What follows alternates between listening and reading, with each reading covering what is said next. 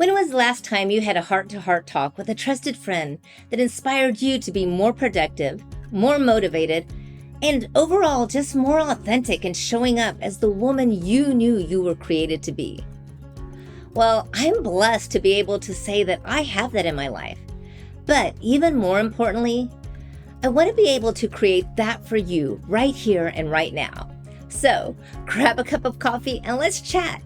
Because my greatest desire is that you walk away from today inspired, motivated, and ready to take action. So let's go.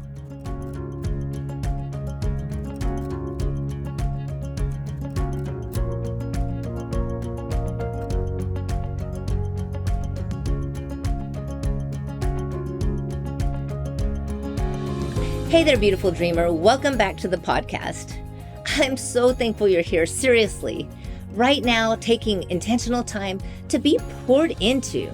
This season might feel overwhelmingly full of schedules, responsibilities, expectations, and maybe even a little bit of guilt.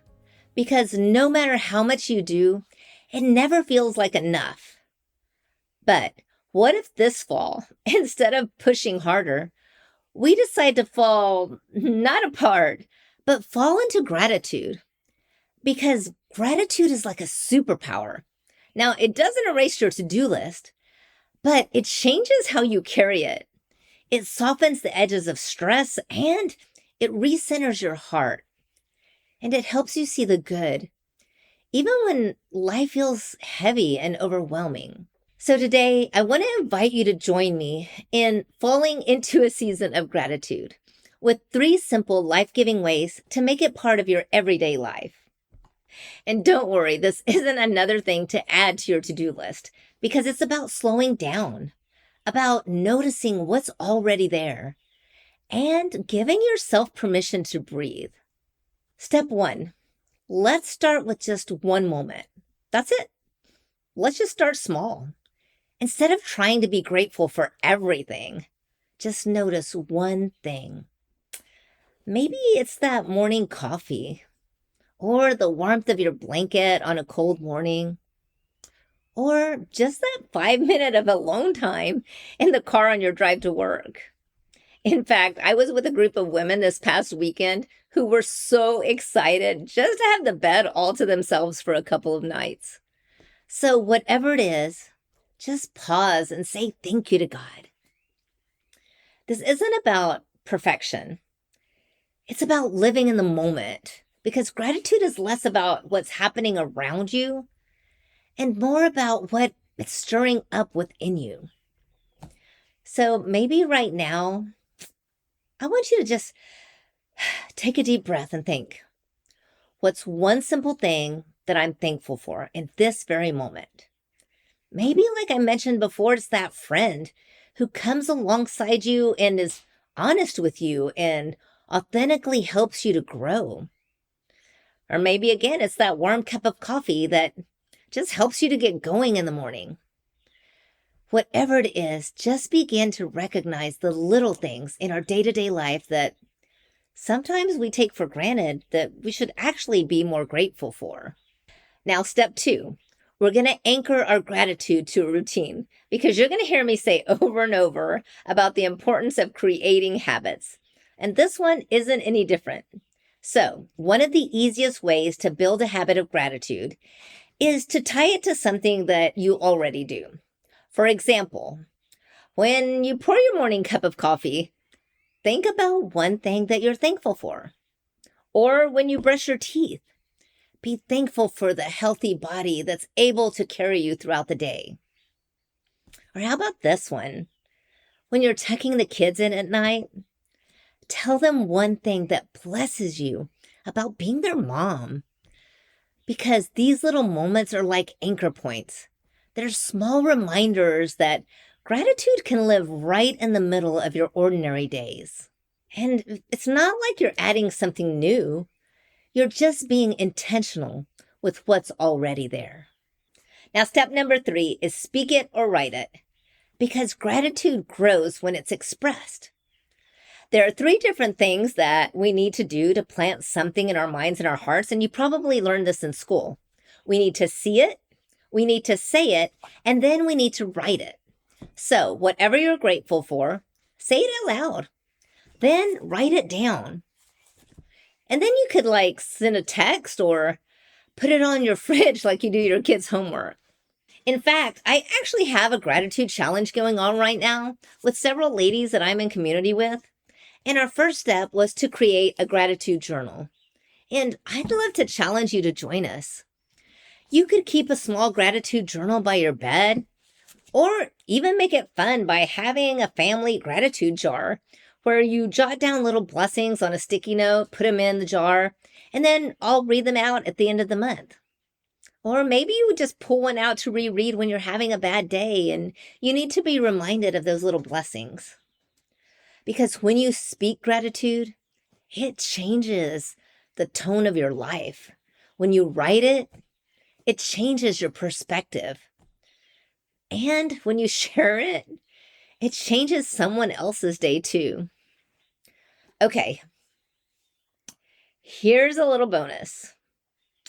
Try to find gratitude even in the hard things. 1 Thessalonians chapter 5, verse 18 encourages us, give thanks in all circumstances, for this is God's will for you in Christ Jesus. His will is for us to give thanks even in the hard things. And I know that's easier said than done, but this is how you will build the endurance that gratitude brings. Okay, hey, how about this for a little motivation?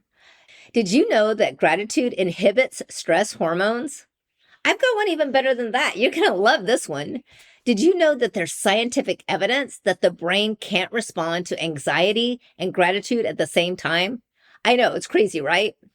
It's an either-or situation. You can either feel anxiety and other negative feelings, or you can feel grateful with all of the positive emotions that it brings.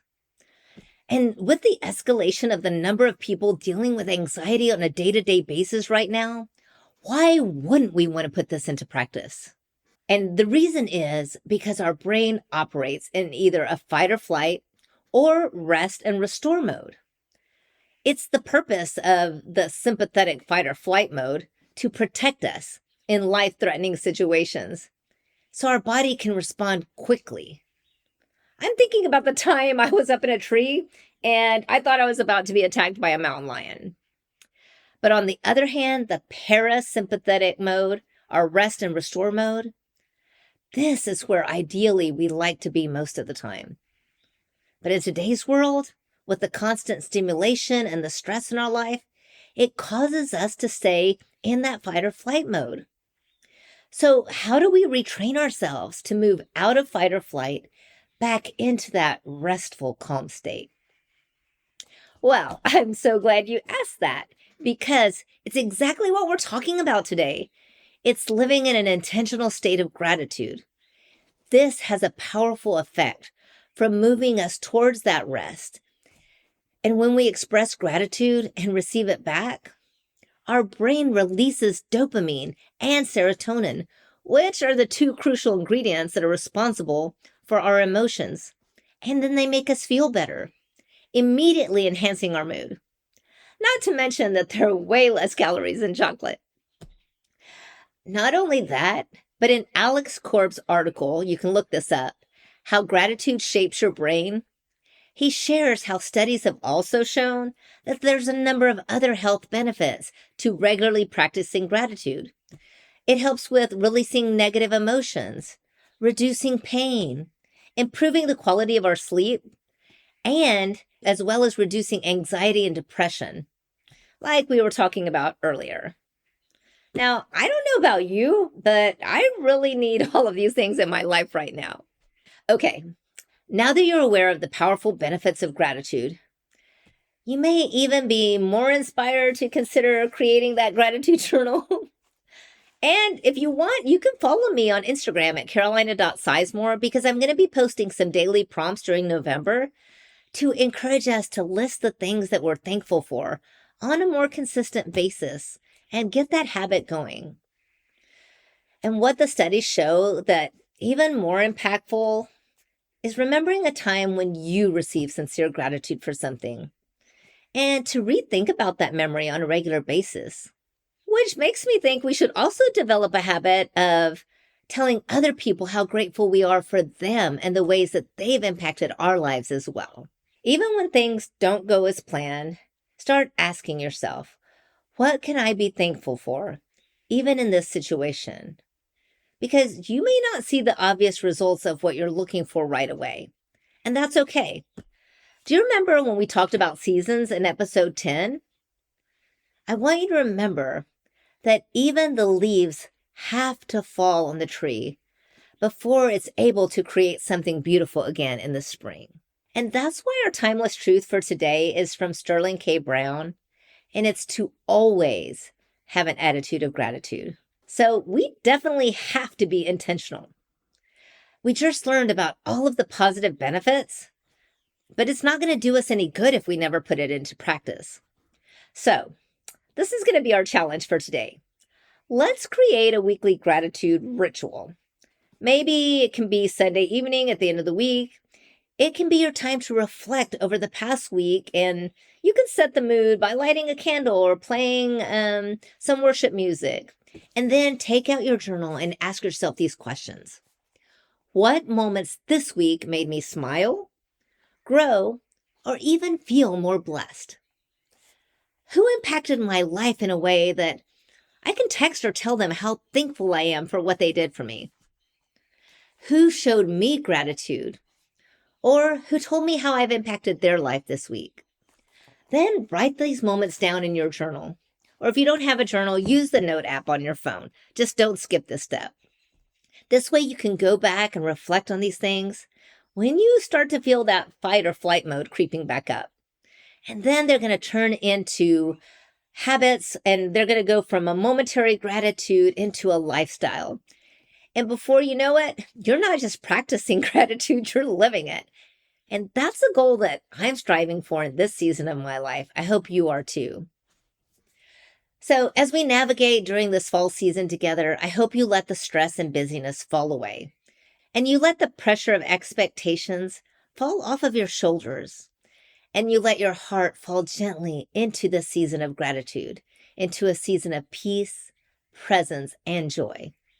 Beautiful dreamer, you've got this, and you're doing way better than you think you are. I am so grateful for you showing up in my life today for this fall encouragement podcast. And I know it's so hard to imagine, but I am here for you.